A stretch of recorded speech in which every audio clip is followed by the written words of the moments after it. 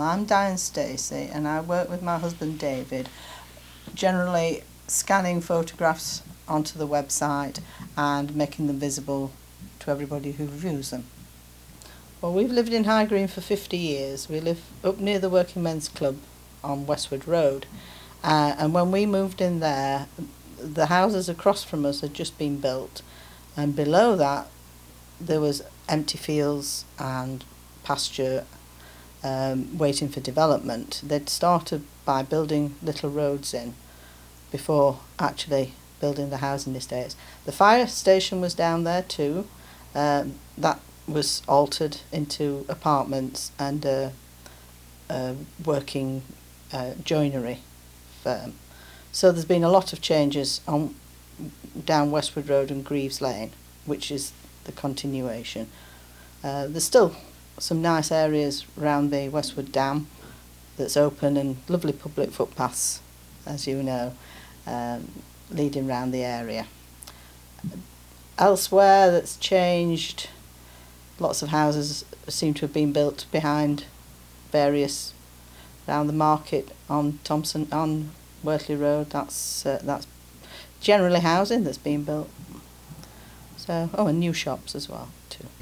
Well, they were asking for volunteers to help with this project when it first started. I think it was around 2016, and Joan, who you've just spoken to, kindly told us about it, that this project was starting up and that they needed the volunteers. We went to a presentation at Chapeltown about it and said yes, we'd come to a meeting to set it all going, and what could we do to help. That was, the idea was they wanted volunteers from the local area, and we're generally interested in family history and the history of the photographs of the area that show how things have changed. So we got quite involved with that. At the time there was a lot of scanning into the website to do on the computer, which we seemed to take to quite nicely, having some sort of aptitude for it, which is amazing. And it just escalated from there. We got meeting more people. There were quite a few helpers going through the archive stuff that we already had, and the new stuff that came in we scanned onto the website. And then we had COVID, and then things changed. And now there aren't many volunteers coming in at all, and we need more. We definitely need more to help going through all this material. So that's generally what I do.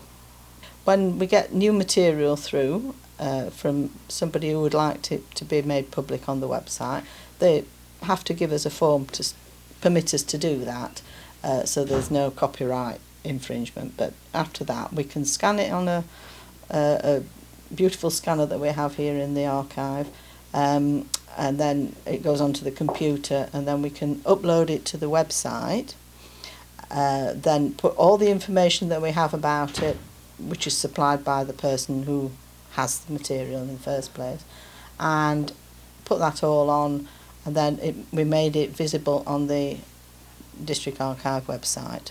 And that's just one photograph, but of course if there's a series of photographs, then you would put more on at the same time. What is nice to do is a booklet, because that way you can make it into the web page turns like a book as you're reading it, and it's really nice on the website to do that, because it's an easy job, and it really looks nice, especially if it's a photograph album or a Newton Chambers brochure, something like that. It makes it really stand out on the website.